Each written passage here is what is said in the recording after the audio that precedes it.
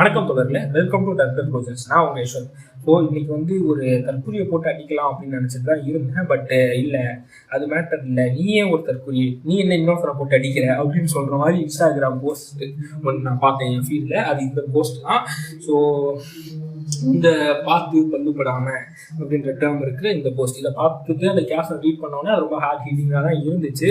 ஆனால் இதுக்கு முன்னாடி பொதுவாக கெட்ட வார்த்தைகள் பேசாதீங்க அப்படின்றத நானும் அதிகமாக வெளியே பேசிகிட்டு இருக்க ஒரு ஆள் தான். பொது இடங்கள் அதிகமாக கெட்ட வார்த்தைகள் பேசுறது இல்லை. என் பர்சனல் சர்க்கிளில் நானும் பேசிக்கிட்டு இருக்கேன். அதையும் நான் முடிஞ்ச அளவுக்கு குறைக்க ட்ரை பண்ணிட்டு தான் இருக்கிறேன். அஃப்கோர்ஸ் அது வந்து நான் 1000 காரணங்கள் சொன்னாலும் அது எதுவுமே சரிப்பட்டு வராது. ஏன்னா நான் எங்கே பேசக்கூடாதோ அங்கெல்லாம் வார்த்தைகள் பேசுறது கிடையாது. ஸோ என்னால் கண்ட்ரோல் பண்ணிக்க முடியும்னு எனக்கு தெரியும். அதனால அது காரணங்கள்லாம் சொல்ல நான் தப்பு பண்ணிட்டு தான் இருக்கேன். ஃபைன். இங்கே வந்து இந்த மாதிரி சக முற்போக்குவாதிகள், ஊப்பிகள் இவங்கெல்லாம் பாட்காஸ்ட் பேசும்போதும் சரி, வீடியோ பேசும்போதும் சரி, இந்த வார்த்தைகளை சகஜமாக பயன்படுத்திட்டு வந்துட்டு அதுக்கு வந்து என்ன காரணம் சொல்லுவானுங்க, நாங்கள் வந்து ப்ரொஃபானிட்டி இந்த மாதிரி செல்ஃப் அப்யூஸ்லாம் பண்ணுறதில்ல அந்த மாதிரி சொல்லிட்டு சொல்லுவானுங்க. நாங்கள் யூஸ் பண்ணுற இன்டென்ஷன் வேறு, அதனால் இந்த வார்த்தைகள் பயன்படுத்துறது தப்பு இல்லை அப்படின்ற மாதிரிலாம் அவங்க 1000 முட்டு கொடுப்பான். இப்போ ஏன் இன்டென்ஷனோ, நான் இதை யூஸ் பண்ணுறவங்களோட இன்டென்ஷனோ மேட்டர் இல்லை. இப்போ இதை ரிசீவ் பண்ணும்போது இப்போ பொதுவாக பார்த்தீங்கன்னா பெண்களை குறித்து வார்த்தைகள்லாம் ரொம்ப கெட்ட வார்த்தைகள்லாம் பயன்படுத்து இன்னொரு தாழ்த்தி பேசுறதுக்கு பெண் உறுப்புகளை பற்றி பேசுகிறோம். ஸோ இதை பெண்கள் ரிசீவ் பண்ணும்போது அவங்களுக்கு வந்து இது வந்து டிஸ்டர்பிங்காக இருக்கு, இது வந்து நீ இப்படி பயன்படுத்தக்கூடாதுன்னு பெண்கள் சொல்கிறாங்கன்னா அவங்கள அது பாதிக்குது, அவங்களுக்கு வந்து அது பிரச்சனையாக இருக்குன்னு அவங்க சொல்கிறாங்கன்னா அவங்க எப்படி ரிசீவ் பண்ணுறாங்கன்றது தான் நம்ம யோசிக்கணும். அவங்ககிட்ட போயிட்டு நான் என் ஜஸ்டிஃபிகேஷன் கொடுக்கக்கூடாது, நான் அதை மாற்றிக்கணும், அதை நான் திருத்தணும். திருப்பி இல்லை எனக்கு கோவம் வந்தால் இந்த வார்த்தைகள் தான் வந்து என்னை மன்னிச்சு, நீ பேசுகிற இடத்துலலாம் பேச மாட்டேன், எங்கே பேசக்கூடாதோ ஒரு ஆஃபீஸ்லேயோ உன்னோட மேனேஜர்கிட்டயோ நீ வாயில் உனக்கு எவ்வளோ கோவம் வந்தாலும் பேச மாட்டேன்ல, கெட்ட வார்த்தைகள் வந்து வராதுல்ல. அது மாதிரி தான் உன்னால் கண்ட்ரோல்லாம் பண்ண முடியும். ஆனால் அதை ஒரு காரணமாக சொல்லிட்டு இது யூஸ் பண்ணிட்டு இருக்குது, ரொம்ப கம்ஃபர்ட் ஜோனில் மெயின்டைன் பண்ணுறது. அது தப்பு தான், தப்பு தான். ஓகேவா? அது இந்த முக்கியமாக இந்த பார்த்து பல்லுப்படாம அப்படின்ட்டு நம்ம ஃபஸ்ட்டு யூஸ் பண்ணது வந்து நம்ம ப்ரௌட் கரணிகா அண்ணாமலை தான். ஸோ அதை போட்டு நம்ம அடிச்சோம். ஏன்னா ப்ரெஸ்ஸை பார்த்து நீ இப்படி சொன்னா அவங்கள வந்து இந்த மாதிரி பேசியிருக்க கூடாது அப்படின்றதெல்லாம் நியாயமான அடிதான். அதுக்கப்புறம் நம்ம என்ன பண்ணோம், நம்ம அதை யூஸ் பண்ணுறது எந்த இன்டென்ஷன் யூஸ் பண்ணுறோன்றது எனக்கு தெரியும். இப்போ அண்ணாமலை வந்து அவனோட சுயலாபத்துக்காக வந்து பிறருக்கு மவுத் பீஸாக செயல்படுறதும், அப்புறம் பிஜேபிக்கு மவுத் பீஸாக செயல்படுற சில பத்திரிகையாளர்கள், அப்புறம் அதிமுக காரனுங்க, நாம் தமிழர் காரனுங்க, பிஜேபி கூட்டணி காரனுங்க, இவனுங்கெல்லாம் அவங்களுக்கு மவுத் பீஸா செயல்பட்டு அவங்களுக்கு ஆதரவாக செயல்படும் போது நம்ம கோவம் வந்து நம்ம அதுக்கு அகேன்ஸ்டா சவுண்ட் கொடுக்குறோம். அதுக்கு வந்து அவங்களுக்கு அடிபடிஞ்சு போறத மீன் பண்றதுக்காக பார்த்து பல்லுப்படாங்க அப்படின்ற டேர்ம் யூஸ் பண்ணுறோம். ஸோ ஆக்சுவலாக இந்த விஷயம் வந்து ஓரல் செக்ஸை டிஃபைன் பண்ணுற ஒரு விஷயம் தான்.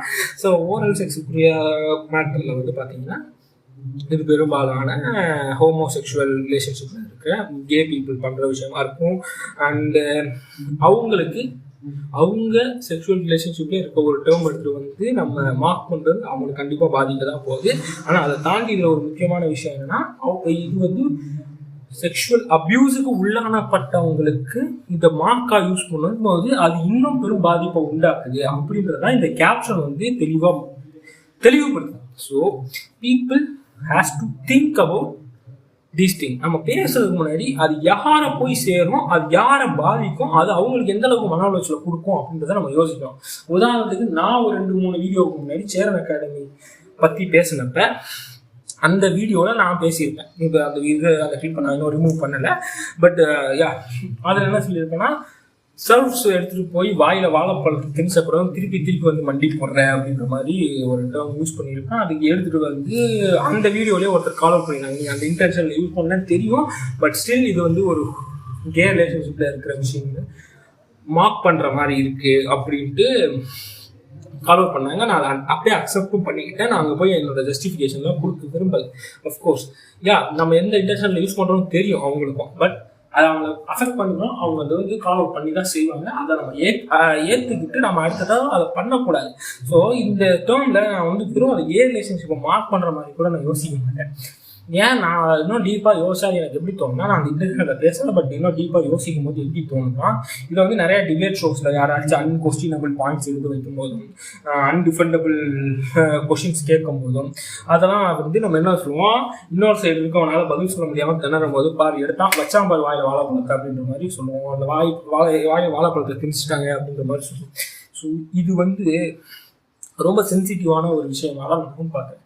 வாயில வாழைப்பழத்தை திணிக்கிறதுன்றது இவங்க சொல்றது ஃபோர்ஸ்ஃபுல்லான திணிப்பு. ஸோ இந்த ஃபோர்ஸ்ஃபுல்லான திணிப்புனா நீ யோசிச்சு பாரு, அது எதை மீட் பண்ணி it's a rape. Literally it's abuse, harassment, ரேப்பை வந்து நீ க்ளோரிஃபை பண்ற. ஒருத்தனை வந்து பாராட்டுறதுக்காக அவன் இன்னொருத்தனை ரேப் பண்ணிட்டான் அப்படின்னு சொல்ற. லிட்ரல் மீனிங் அதுதான். ஸோ நம்ம இத்தனை நாள் அந்த தப்பெல்லாம் பண்ணிட்டு இருக்கோம்.